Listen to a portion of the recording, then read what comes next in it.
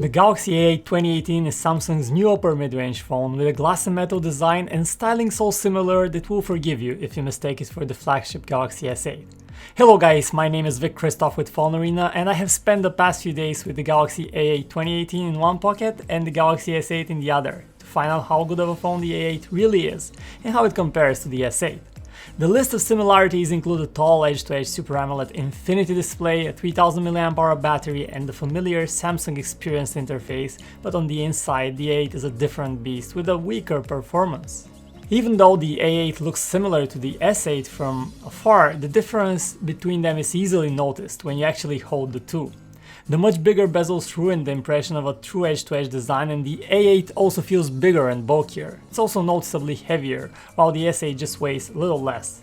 It's also made of glass and metal. The glass is Gorilla Glass 5, the latest and most durable in the series, while you also have a matte finish on the aluminum frame. On one hand, glass looks great when clean, but it is rarely clean because it picks up smudges so easily. The buttons on the sides are also made of metal and feel clicky and nice to press, while the loudspeaker has an interesting position on the right side. At the bottom you have a USB-C port for charging and a headphone jack. The A8 also has IP68 waterproofing, meaning that it will survive a short dive in water and those summer days by the pool. The big change on the back is the fingerprint reader placement. The fingerprint scanner on the S8 was way out of reach at the top of the phone and too close to the camera, so you would often just smudge the camera rather than unlock the phone. Thankfully, Samsung heard all the complaints and it has moved the fingerprint reader on the A8 below the camera. It is still not an ideal placement as it's too close to the camera and you can accidentally touch the camera lens and smudge it, but it is much better than on the S8. It is not a fast fingerprint scanner though. The finger reader on the S8 was a bit slow to react, and this one too is not as fast as on other phones like Pixels and OnePlus. The A8 features a 5.6-inch Super AMOLED display with lush colors and deep blacks that look great. Samsung calls this an Infinity display on the S8, but this particular screen is not curved like the one on the S8 and has a flat design with bezels that look much bigger than on the S8. It definitely ruins a lot of that futuristic look. You also have the always-on display feature on the A8, so a quick peek at the screen is all it takes to tell the time and what missed notifications you have.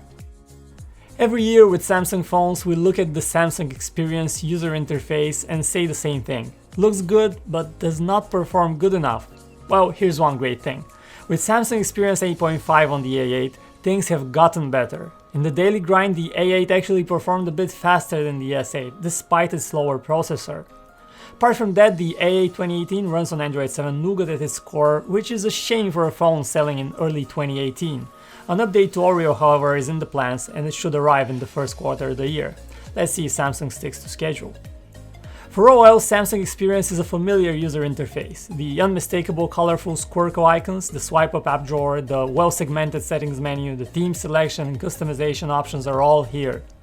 Power user features like split-screen multitasking, Knox security and secure folder are also present. We like the universal search in Samsung's interface that pulls detailed results from all over the system and is actually very useful. First-party apps have a polish to them that is among the best from a company outside of Google. The weather apps is particularly nice, while others like Browser and Mail app are good enough. Samsung has done some important work on its own cloud solutions, so you can easily sync photos in the gallery to the Samsung Cloud and get them on any Samsung device you own, which is a nice Google-like bonus feature. The Galaxy A8 2018 is powered by the Samsung Exynos 7885 chip. This is a mid-range chip that is a far cry from the Snapdragon 835 in terms of performance, but it's also better than your typical mid-range chip. I've already mentioned the good performance you get with everyday tasks, but this chip doesn't break any benchmarking records. This is not a phone for die-hard gamers and those who push the limits of a phone performance. The A8 we have ships with 4 GB of RAM and 32 GB of storage, and you have a microSD card slot to expand the onboard storage. Just 32 GB of storage feels very little, as more affordable devices these days ship with 64 GB, and we wish Samsung did not cheap out here. The A8 also has 4G LTE connectivity with support for a lot of bands, so you can travel most of the world while getting good LTE connection. Here's the full list of supported bands. It is also a dual-OS phone, and with true dual SIM card support, you can use both your SIM cards and the microSD cards. Other connectivity options include GPS, dual-channel Wi-Fi, Bluetooth 5.0, as well as NFC and Samsung Pay. The Galaxy 8 looks similar to the S8 and costs just slightly less, but does it have the same fantastic camera as the flagship phone? The short answer is no, it doesn't. But we first have to start with the specs. The 8 features a 16 megapixel rear camera with OIS and an f1.7 lens, while on the front there is a dual system consisting of a 16 and 8 megapixel cameras that can blur the background on selfies for a cool portrait effect. How do photos actually turn out though? When you have plenty of light, the difference between the new A8 and the S8 is not that huge, but it is still noticeable. The A8 slightly overexposes the highlights, while the S8 consistently shoots underexposed images. If we look closer into details, we notice quite a bit of artificial over-sharpening halos on the A8, while the S8 is sharp without such artifacts.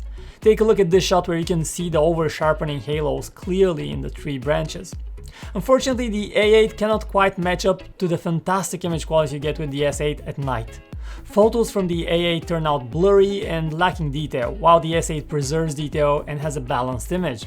When it comes to selfies though, the A8 really shines. The live focus blurred background effect is awesome and makes selfies look epic and indeed memorable.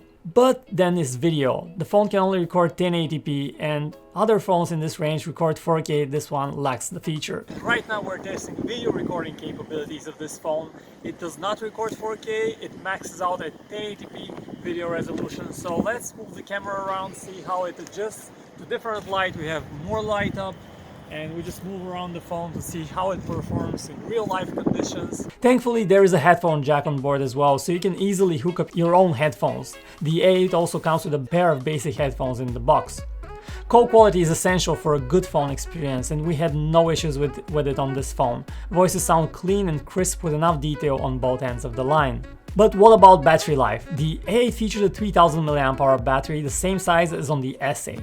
We did not have any problems getting through a full day with the A8, but this is definitely not a battery champ that will get you through more than that. We ran our battery life test on the phone and it scored 9 hours and 15 minutes, a result that beats the S8 by about an hour. Now what about charging time? Sometimes you need that extra battery boost during the day and you need it fast. The A8 ships with a fast charger in the box and it recharges fully in very little time. It takes around an hour and 40 minutes to go from 0 to 100%. And in case you were wondering, nope, there is no support for wireless charging here. So what is the takeaway?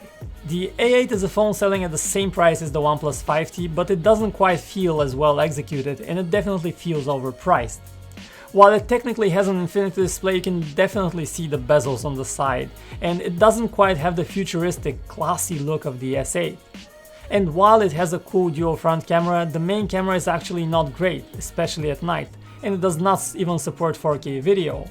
And then there is the performance, definitely improved in the daily grind, but technically you only get a mid-range chip, and having just 32GB of storage when others ship with double the amount is just pitiful. Yes, Samsung does have the Samsung Experience interface that has a lot of useful functions and visual polish, and it has the Super AMOLED screen on this phone with those vivid colors, but in this fiercely competitive market, we're left thinking that there are many better options out there.